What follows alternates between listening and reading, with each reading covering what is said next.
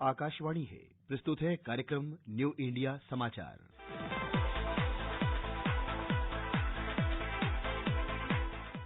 नमस्कार, आकाशवाणी के समाचार सेवा प्रभाग की इस प्रस्तुति में हम आपका स्वागत करते हैं। न्यू इंडिया समाचार का 1 से 15 अक्टूबर का अंक प्रकाशित हो चुका है और हम आपसे आज बात करेंगे अपने इसी अंक के बारे में।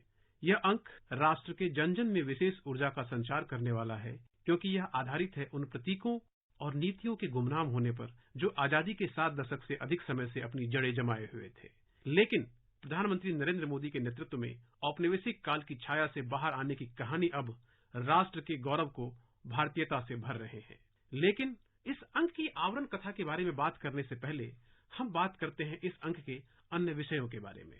कल 2 अक्टूबर भारत ही नहीं दुनिया के लिए एक विशेष पर्व जैसा है। जी हाँ, राष्ट्रपिता महात्मा गांधी की जयंती है, जो दुनिया भर में अंतर्राष्ट्रीय अहिंसा दिवस के रूप में भी मनाई जाती है। न्यू इंडिया समाचार के इस अंक में बापू को श्रद्धांजलि देते प्रधानमंत्री नरेंद्र मोदी के ब्लॉग को छापा गया है, जो नमो ऐप पर भी उपलब्ध है। अमृत महोत्सव वर्ष एक और जहां राष्ट्र के लिए एक ऐसा पड़ाव बनकर आया है जो विरासत पर गर्व करते हुए नई प्रेरणा का संदेश दे रहा है, वहां कर्तव्य बोध के साथ कर्तव्य पथ पर आगे बढ़ने का भी संदेश दे रहा है। राष्ट्रपिता महात्मा गांधी का जीवन नए भारत के सपनों को पूरा करने की नई ऊर्जा प्रदान करता है। इसीलिए प्रधानमंत्री अपने ब्लॉग में लिखते हैं, 130 करोड़ भारतीय आज उन सपनों को पूरा करने के लिए मिलकर काम करने को प्रतिबद्ध हैं जो बापू ने देश के लिए देखे। प्रधानमंत्री कहते हैं, महात्मा गांधी भारत की आजादी की लड़ाई के केंद्र बिंदु थे, लेकिन पल भर के लिए हमें ये भी सोचना चाहिए कि अगर आजाद देश में गांधी जी पैदा हुए होते तो वो क्या करते। उन्होंने आजादी की लड़ाई लड़ी, ये बात महत्वपूर्ण है, लेकिन गांधी जी के कार्यों का विस्तार सिर्फ इतना ही नहीं था। महात्मा गांधी ने एक ऐसी समाज व्यवस्था का बीड़ा उठाया जो सरकार पर निर्भर न हो।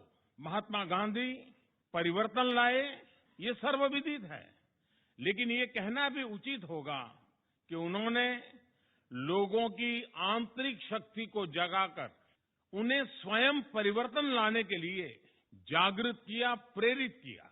अगर आजादी के संघर्ष की जिम्मेदारी महात्मा गांधी पर न होती तो भी वो स्वराज और स्वावलंबन के मूल तत्व को लेकर अपना जीवन खपा देते, आगे बढ़ते। गांधी जी का ये विजन आज भारत के सामने बड़ी चुनौतियों के समाधान का बड़ा माध्यम बन रहा है।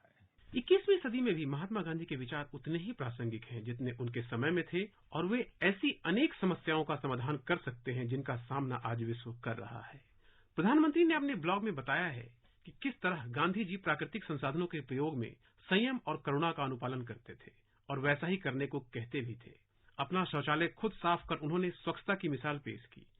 आज भारत में स्वच्छता साफ सफाई से आगे बढ़ते हुए स्टार्टअप के रूप में जन आंदोलन बन गया है, और यह बापू को एक सच्ची श्रद्धांजलि भी है।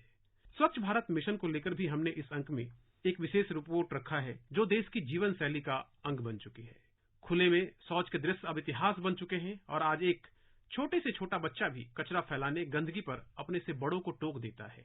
जीवन शैली में आए बदलाव की कहानी के साथ कैसे स्वच्छता की इस जागरूकता को निरंतरता के साथ आगे बढ़ाना है, इसकी जानकारी भी इस अंक में समाहित है।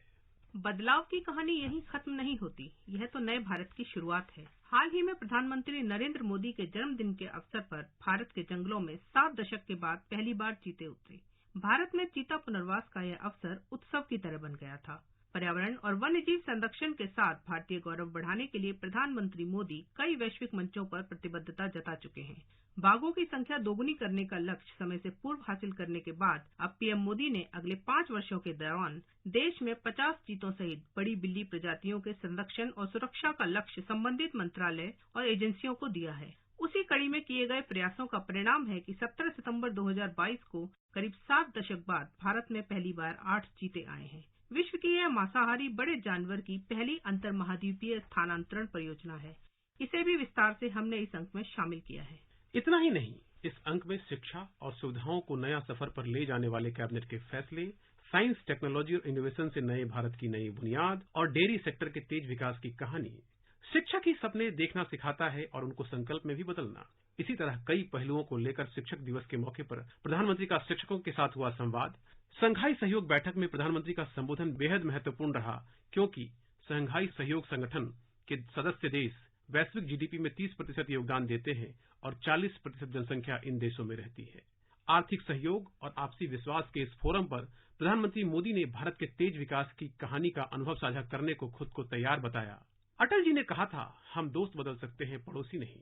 उनके ही मार्गदर्शक सिद्धांत पर पड़ोसी देश बांग्लादेश के साथ मजबूत धागों में विरासत बुन रही है और पड़ोसी प्रथम की नीति दोनों देशों के बीच संबंधों का महत्वपूर्ण हिस्सा है। ऐतिहासिक व सांस्कृतिक संबंधों के साथ साथ भौगोलिक कनेक्टिविटी, ऊर्जा और आर्थिक क्षेत्र में बांग्लादेश के साथ सहयोग बढ़ाने पर तेजी से काम हो रहा है। कोविड के खिलाफ भारत की लगातार मजबूत होती लड़ाई को प्रमुखता से इस अंक में जगह दी गई है। इसके अलावा इस अंक में दूरदर्शन पर हर रविवार रात 9 से 10 बजे प्रसारित होने वाले स्वराज धारावाहिक अमृत महोत्सव की कड़ी में शेख भिखारी, मिंजुर भक्त वत्सलम, पेरिन बेन कैप्टन, भूला भाई देसाई की वीर गाथा के साथ साथ राष्ट्र ऋषि नानाजी देशमुख की जयंती 11 अक्टूबर के मौके पर कृतज्ञ राष्ट्र का नमन भी इस अंक का हिस्सा है। एक राष्ट्र के रूप में खुद को परिभाषित कर रहे भारत की कहानी आज मजबूत है तो कल और मजबूत होगी।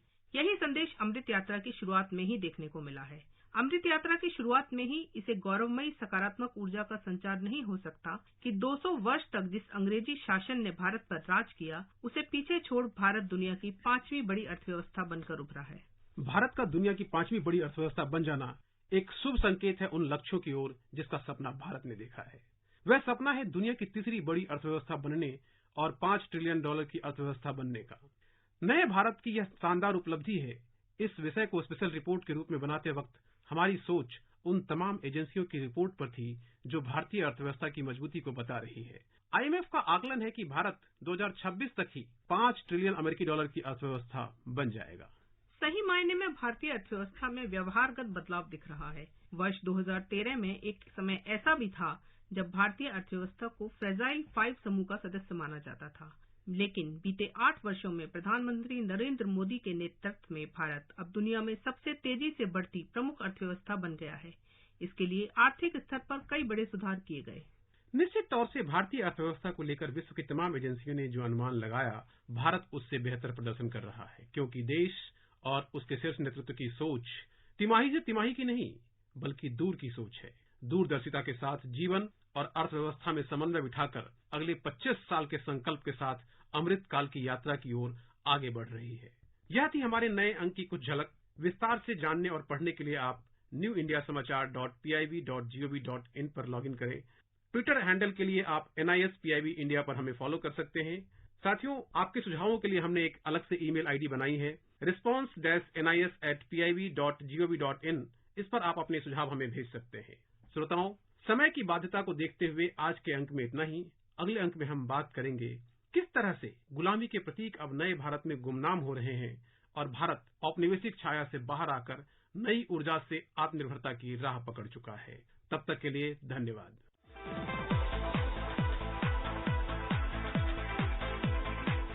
अभी आप सुन रहे थे कार्यक्रम न्यू इंडिया समाचार, जिसे प्रस्तुत कर रहे थे संतोष कुमार और नलिनी शर्मा। ये कार्यक्रम आकाशवाणी के समाचार सेवा प्रभाग द्वारा प्रस्तुत किया गया। इसे आप हमारे mobile app news on AIR और YouTube channel news on AIR official पर भी सुन सकते हैं।